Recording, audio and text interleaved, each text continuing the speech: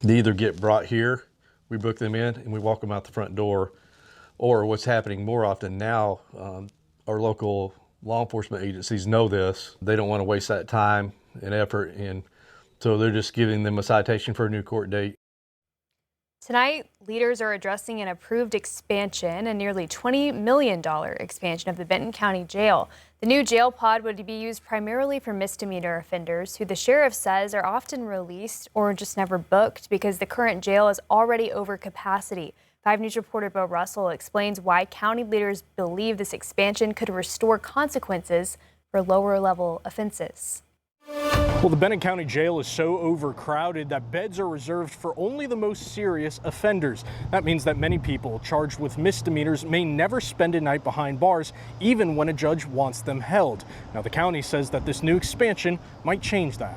Benton County Jail has 669 beds, but on occasion has seen more than 800 detainees. We don't have enough space for the felons right now, let alone the misdemeanors. Sheriff Holloway says some misdemeanor offenders are booked and released, while others are never brought to the jail. And when they miss court, the process starts all over. They get released, then paperwork goes to the court and they don't show up. There's a cost associated with this, and you multiply that times thousands and thousands of times. There is a real cost to the taxpayer. The county plans to add a 285-bed misdemeanor pod to the jail with more space for treatment programs and possible work release. We decided that going after this misdemeanor pod would be the best bang for our buck. There's already been $20 million secured to build it. Voters told us at the county, no, we don't want to raise taxes to do that.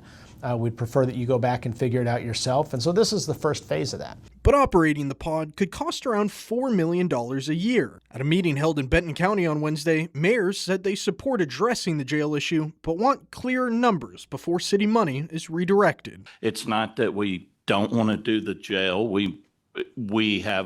It's an important part of what the cities need as well as the county. But to advocate for something, you've got to be able to answer those questions. And it's a problem that Sheriff Holloway says isn't going away. We figured out a piece of it.